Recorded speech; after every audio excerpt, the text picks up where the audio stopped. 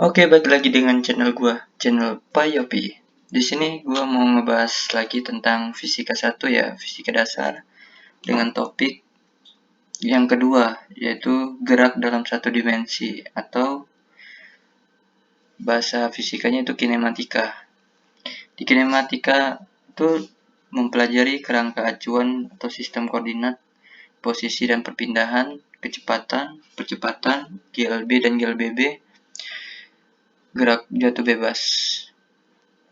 Sebelum kita masuk ke kinematika, kita tahu definisi dulu ya, definisi dari mekanika. Karena kinematika itu termasuk dalam ilmu salah satu cabang mekanika. Mekanika adalah bagian dari ilmu fisika yang mengkaji gerak ya, gerak suatu benda dan pengaruh lingkungan terhadap gerak benda tersebut. Jadi dalam lingkup gerak itu termasuk dalam ilmu mekanika. Mekanika terdiri dari dua ya, kinematika dan dinamika. Dinamika adalah bagian dari mekanika yang mengkaji gerak benda tanpa mempedulikan penyebab gerak atau bagaimana lingkungan mempengaruhi gerak tersebut. Jadi kinematika itu fokus terhadap benda yang bergerak, dia tidak mempedulikan penyebab dia bergerak itu enggak. Nah, lain halnya dengan dinamika. Dinamika adalah bagian dari mekanika yang mengkaji bagaimana pengaruh lingkungan terhadap gerak tersebut. Nah, kebalikan dari kinematika, dinamika malah fokus penyebab geraknya. Penyebab bagaimana benda itu bergerak, dia dinamika yang mempelajarinya. Kinematika partikel atau benda titik ya. Benda titik atau partikel adalah benda yang memiliki massa, tetapi ukurannya dapat diabaikan karena terhadap skala ukuran lain yang terlihat dalam pembahasan. Infinitesimal. Contoh dalam meninjau gerak benda langit ya, benda-benda langit di luar angkasa, bumi dapat dianggap sebagai benda titik ya, karena ukurannya jauh lebih kecil dari ukuran orbitnya. Jadi benda itu tergantung skalanya ya. Walaupun benda itu setitik, itu belum tentu kecil ya, karena kita melihat skalanya tuh luas gitu. Beda halnya kalau kita mau ngezoom ya, di zoom lagi benda titik itu ya dalam skala dunia, mungkin dalam skala mata kita, bumi itu ya gede. Terus apa itu gerak? Nah, sistem gerak tadi kan udah tahu kan definisi gerak ya. Definisi gerak adalah suatu cabang ilmu dari mekanika. Untuk mempelajari gerak kita harus tahu ilmu tentang sistem koordinat, digunakan untuk menjelaskan posisi suatu titik dalam ruang ya. Sistem koordinat atau kerangka terdiri dari titik acuan tetap yang dinamakan titik pusat dan sumbu-sumbu dengan skala dan keterangan. Jenis sistem koordinat dalam kuliah ini, dalam materi ini yaitu ada dua, Cartesian dan polar. Ini contoh koordinat Cartesian ya, dimana koordinat ini ya intinya tuh ada x, sumbu x dan sumbu y, kayak fungsi gitu, masih kayak fungsi. Terus sistem koordinat polar tuh dia di dalamnya tuh ada jarak ya, r ini jarak, posisi ya, posisi misalnya titik di sini berapa derajat dia mainnya, alpha. Tapi jujur gue lebih senang yang Cartesian karena mudah dipahami. Posisi didefinisikan dalam sebuah kerangka acuan. Jadi posisi itu adalah sebuah kerangka ya, kerangka titik di mana dia berada itu nanti ada. Kalau kita pakai koordinat Cartesian, nah ini nih posisi P itu ada di 5. Terus ada hitungnya berarti dari X terus ke sumbu Y, jadi 5,3. Terus posisi Q yaitu min 3 sumbu X dan 4 positif di sumbu Y. Jadi cara membacakan koordinat Cartesian itu begitu. Itu yang dinamakan posisi. satu dimensi. Kita masih membahas satu dimensi, jadi kita hanya perlu sumbu X dan Y ya kan. Kita masih satu dimensi, masih satu bidang itu. Masih satu bidang. Belum ke 2 dimensi atau 3 dimensi. Perpindahan. Perpindahan adalah perubahan posisi. Jadi perpindahan tuh ada berarti posisinya tuh bergerak ya dari posisi nih, dari posisi P ke posisi Q. Nah, itu suatu perpindahan gitu. Dan kita bisa hitung jaraknya gitu. Jarak perpindahannya berapa. Dipresentasikan oleh delta X, delta Y. Jika horizontal, kalau dia ke kanan atau ke kiri ya, posisi perubahannya. Atau delta Z jika vertikal, dari atas ke bawah. Kuantitas vektor, karena perlu informasi arah. Nah, perpindahan ini adalah suatu besaran vektor ya, karena kita butuh tanda ke kanan atau ke kiri berpindahnya, yang dilambangkan positif itu ke kanan dan negatif itu ke kiri untuk menyatakan gerak satu dimensi. Ini contoh perpindahan, suatu perpindahan dan jarak. Perpindahan dan jarak tuh berbeda ya, jangan sampai keliru gitu. Nih contoh, misalnya posisi pertama X1, mobil ada di posisi 10 meter, terus dia berjalan menuju ke posisi kedua yaitu 80 meter. Jadi berapa perpindahannya? Jarak perpindahannya yaitu ada rumusnya delta x ya, delta x hasilnya x akhir dikurang x awal, berarti posisi akhir dikurang posisi awal. Posisi akhirnya 80 meter dikurang dengan posisi awal 10 meter, jadi positif 70 meter. Jadi lambangnya vektornya positif berarti mengarah ke kanan. Jadi perpindahannya adalah sebesar 70 meter. Lalu dia berpindah lagi dari posisi akhir tadi kan 80, jadi kita jadikan posisi awal karena dia berpindah menuju ke posisi akhir yaitu 20 meter sebelah kiri. Jadi posisi akhir 20 meter dikurang posisi awal 80 meter jadi minus 80 meter.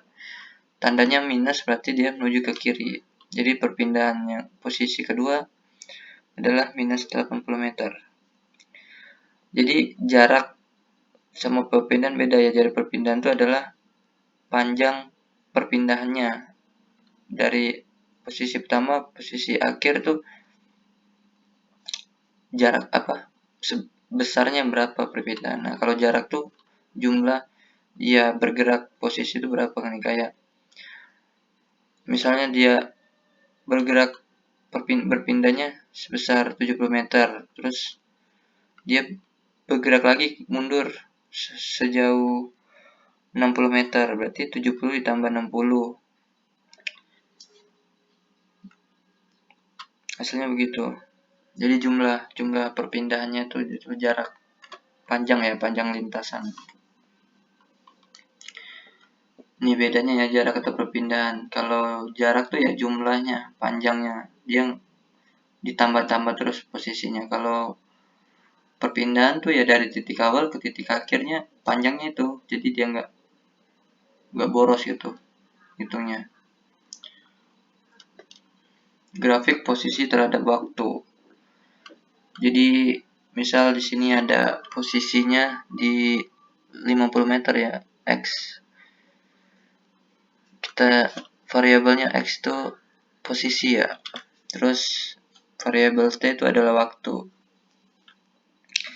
Jadi pas dia menuju ke posisi 70 meter di sini. 70 meter memakan waktu 1 detik. Nih dia naik. Terus ke posisi C 90 meter dia memakan waktu 2 detik. Dan posisi D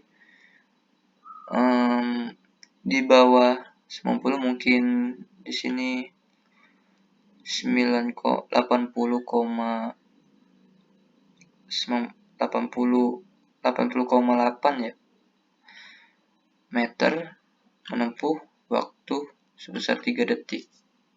Jadi selisih waktunya adalah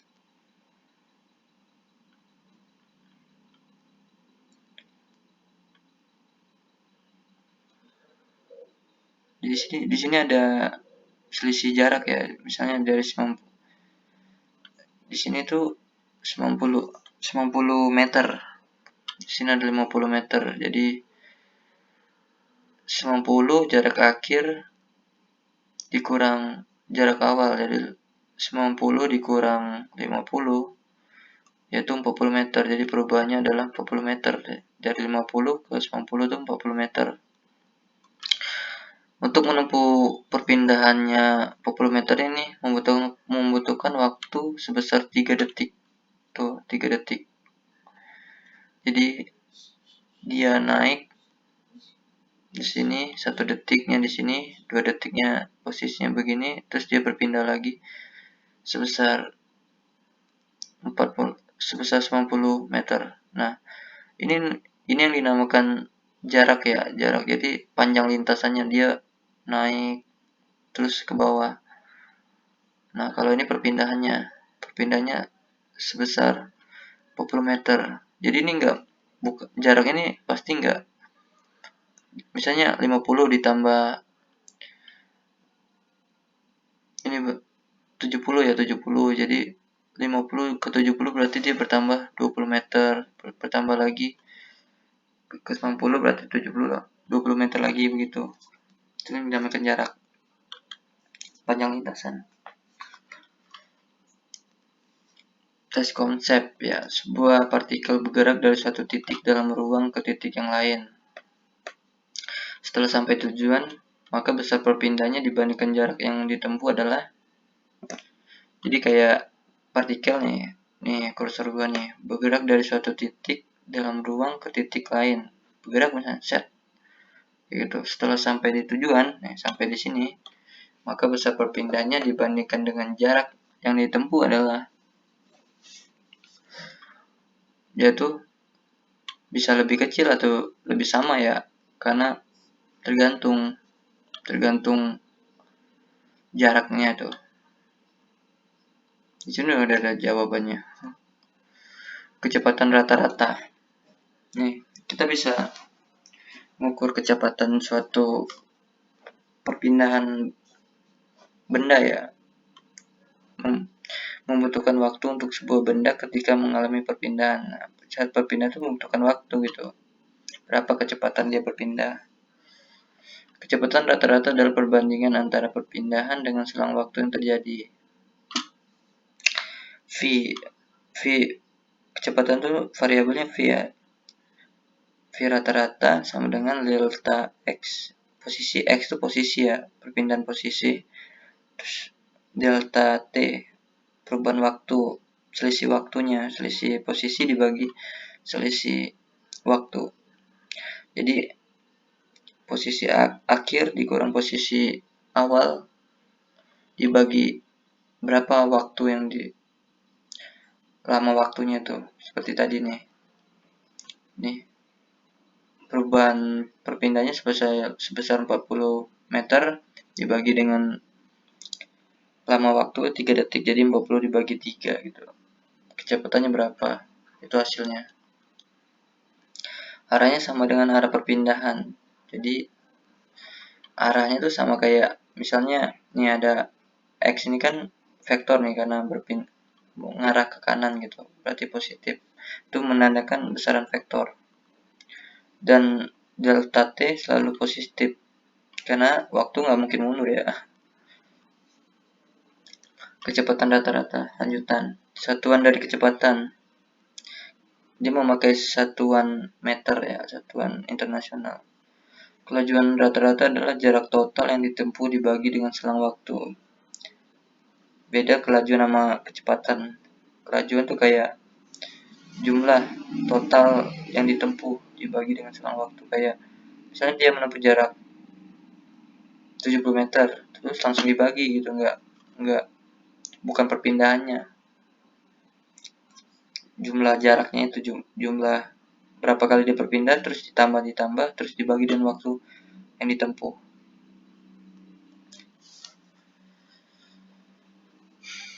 Ini sama kita tadi ya, ini langsung pakai rumus di sini. Kelajuan rata-rata selang posisi A sampai D. Kelajuan rata-ratanya berapa? Nih, yang tadi kan 40 meter pindahnya mengarah ke kanan, dibagi selang waktu 3 detik jadi positif 13 meter per detik. Jadi waktu kecepatan rata-ratanya untuk posisi A ke D itu 13 meter per detik ya kecepatannya. Kecepatan rata adalah kemiringan dari garis yang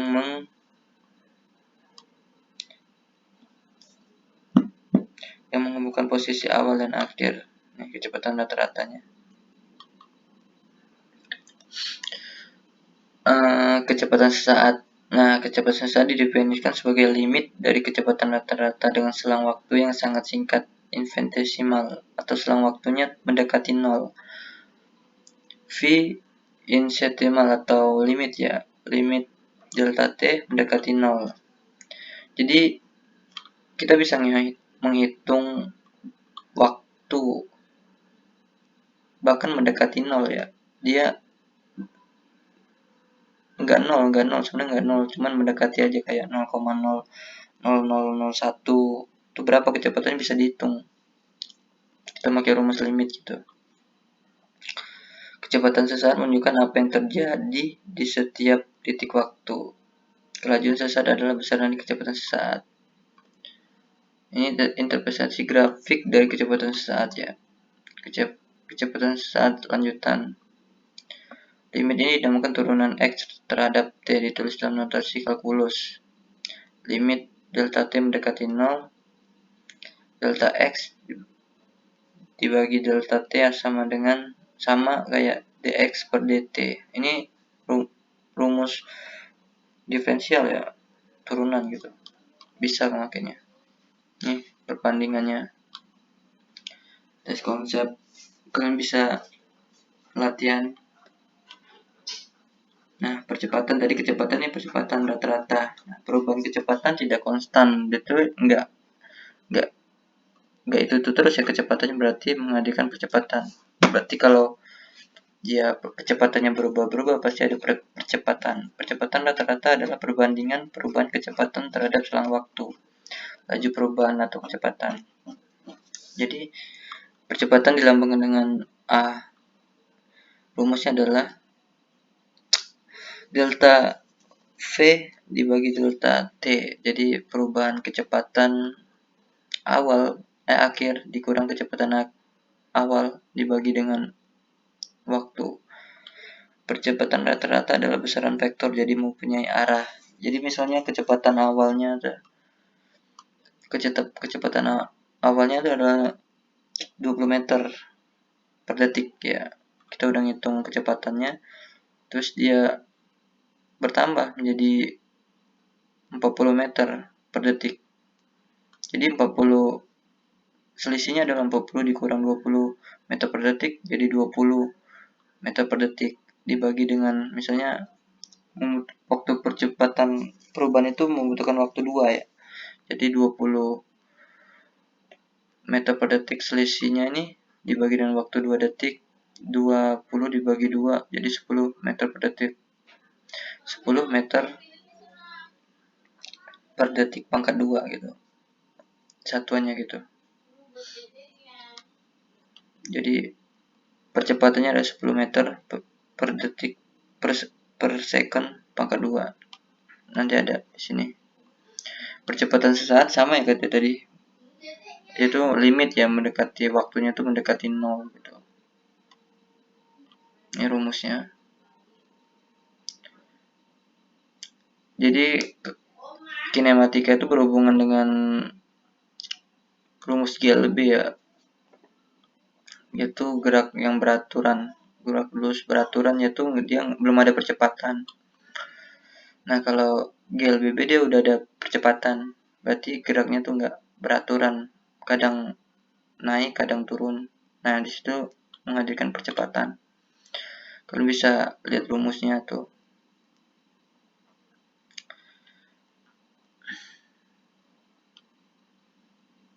Nanti di topik ketiga tuh ada rumus lebih lengkap nih rumusnya. Percepatan kalau sebagai fungsi dari percepatan dan waktu gitu. Kalian bisa catat. Di sini gue nggak bakal bahas lebih dalam nih. Kalau percepatan gravitasi, gerak jatuh bebas tuh ya berarti dia bendanya tuh bergerak dari atas ke bawah ya, vertikal. Jadi rumusnya tinggal diganti aja. Di sini udah diganti, G itu sama dengan percepatan ya. 9,8 dapat digunakan biar mudahnya 10 meter per detik. Pangkat 2. Arahnya selalu ke bawah, positif. Ini rumusnya sama, cuman yang diganti itu adalah A ya. Percepatannya itu sama dengan gravitasi. Jadi yang jatuh bebas itu pasti selalu ada percepatan. Percepatannya ya nih sama dengan G, diubah jadi gaya gravitasi. Sini kalian bisa lihat jatuh bebas. Sini gua gak terlalu dalam ya. Mungkin sampai sini aja gue jelasin. Gue juga kurang paham soal, bukan kurang paham sih, terlalu dalam ya nih di gerak jatuh bebas ini. Cuman gue masih bisa paham sedikit. Maksudnya intinya gitu. Kalau ini kan udah dia menggunakan rumus ya sama lah nih. Oke, untuk selanjutnya gue bakal upload fisika setiap hari Selasa dan seterusnya. Gue mohon maaf bila ada kurang penjelasan yang kalian pahami. Gue juga masih belajar di sini. Gue mau belajar bareng dengan kalian. Semoga ini bisa bermanfaat bagi kalian. Gue ucapin terima kasih. Salam Pak Yopi.